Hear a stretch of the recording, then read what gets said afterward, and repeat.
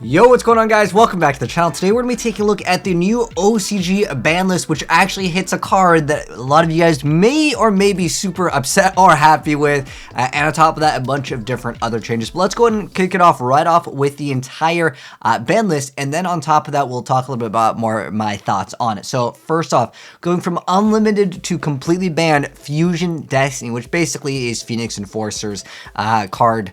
So that card will definitely be seeing a lot less play. I don't even know what people are going to be doing with this because heroes are still really popular. We'll go over some stats also, but I just want to get really quickly right out of the way the entire ban list. So keep in mind, this is OCG. This is happening January 1st, 2022. We may see some of the things happen in the TCG, but who knows. But now, going on to unlimited to limited, so basically now you can only play one copy of the... So... we've got a Phantom Knight card. That's the Phantom Knights of Torrent Scales. Phantom Knights have been really relevant in the OCG. In fact, I got some of the stats here from different Yu-Gi-Oh websites that we'll put together. And then unlimited to limited Prank Kids Meow Meow. And then also semi-limited to limited Crossout Designator, which is actually kind of a strange choice. That card is still actually really powerful in the right circumstances. But I mean, outside of like those times where it's like you have it turn one, a lot of times drawing it later down the line is just not as great, but less consistency with that. Now, next up, we have things going from unlimited to semi-limited over here. We've got multiple things. We have the Rite of Artemisia as well as the Aquamancer of the Sanctuary. Some of you guys are maybe not super familiar with this. These are the Brave Token archetype cards. These are really good. They just give you the ability to have Brave Tokens, giving you extra access to other things. This one lets you add a Rite of Artemisia from your deck or graveyard to your hand, which just grants yourself an extra token, basically adds extra extenders.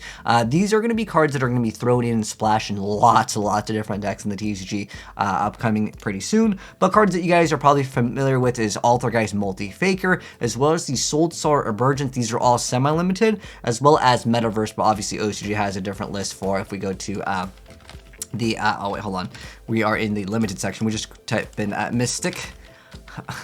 And OCG doesn't have this, so they don't have to worry. That's the only thing that I feel like people are really upset about when it comes to Metaverse, because when Mystic Mine is a card that is available in the game, people don't really like playing up against, and I totally get that. That's why OCG just hit the ban hammer on that card. So Metaverse, it's a little bit slower of a card, and on top of that, it is, since it's a trap, you know, I think that that's totally fine. But as far as a Soul Sword engine goes, I mean, these just recently came out so soon. If we look at some Yu-Gi-Oh websites on...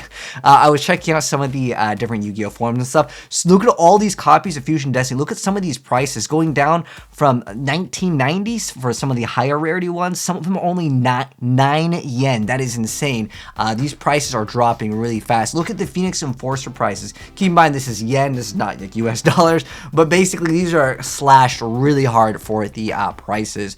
But moving on to like the top Yu-Gi-Oh decks. I mean, there's still lots of things. This website, unfortunately, like a lot of Yu-Gi-Oh websites don't have like OCG lists, so it's kind of hard to gauge, but what I would say is still relatively popular in the OCG is relatively similar. Like, I like this website, Yu-Gi-Oh Scope. I'm sure some of you guys are familiar with it, but there's so many other hero variants that have emerged in the more recent times over here.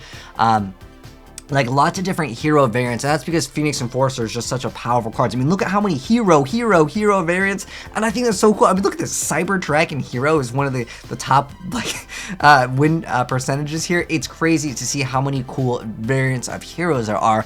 And just looking at the Road of the King, this is going from November. This is OCG specifically, not with the whole like dueling book, which is what this website is all about.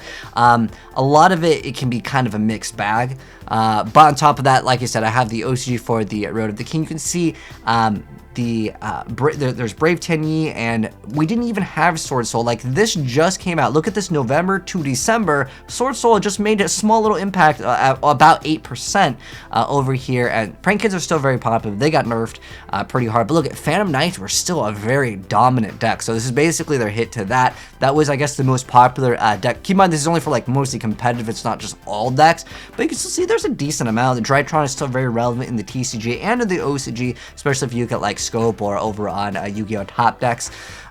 They can actually show off pretty good stats as well. But nonetheless, Sword Soul already hit, and like I said, the Brave Token, these are 2 decks that basically just came out. I mean, the hit isn't that bad, but I mean, this card is pretty good for Sword Soul. And then also going into things that are unlimited over here, let's go and zoom up on this picture. So we can see Skullcrobat Joker, we got Aviraptor, and then Red Eyes Dark Dispel Dragon, and Scapegoat. Now, all of these are going from semi-limited to unlimited. We're going to see some more plays with some dragons, as they are going to be releasing more Chaos support, so this could be kind of a hint towards just supporting it even better. With Skullcrobat Joker coming back, I think a lot of people will be pretty excited. I think for pendulums to be really, really powerful, they need Electromite at the end of the day to be like that most powerful dominant deck and to have like all the different variants of it. But on top of that, Scapegoat can be a card that it is frustrating when someone goes to end phase Scapegoat and then just get like a free, you know, a very, very powerful monster. So that could be something that some people will be upset about. I'm curious to know how you guys feel about. Also, the dinosaurs. I felt like dinosaurs are still a pretty solid deck because even though in the TCG with the missile at the number that it's at right now, yeah, basically you have one and then that's it. If it gets stopped, it's unfortunate, but at the same time, you only need one to pop off. But obviously, Aviraptor can search it out anyways. But like I said, I'm curious to know, do you guys like this list? Would you guys be happy with it? I think that, like, for once, there's so many cool variants of heroes, and like they're splashing this in like everything, and even going into further, going into the like Brave tokens, these are being splashed into everything. It seems like they just want people to play maybe more pure variants of decks versus like, oh, this card just works well, just splash it in, is going to be a-okay. I mean, Phoenix Enforcer is one card that can just basically win a game almost on its own, just because it can be so difficult to deal with that card after you already deal with an established board. So those are my thoughts on it, guys. I think as far as the list goes, I think the list is really cool. I mean, I would really like to see something wild come back. I think TCG does that a little bit more, like, you know, how when we got Snatch Steal. I know this was a while ago, but we even had that Sixth Sense. I like it when we get some crazy card because it makes it great for a content creator to be able to drop a video and be like, hey guys, this crazy insane card came back, and you know, everyone's super like upset or happy about it just because they want to sack their opponent. But like in terms of what the list does at the end of the day, yeah, it does hurt a bunch of the different top decks, but are they still playable? I would say yeah. It comes down to, can your one play get negated? If your one play gets negated, I would say that like for certain decks, like if you lose like the Meow Meow, that is very big in Prankins because you only got one copy of it. If it went to 2, I don't think it would really have done anything.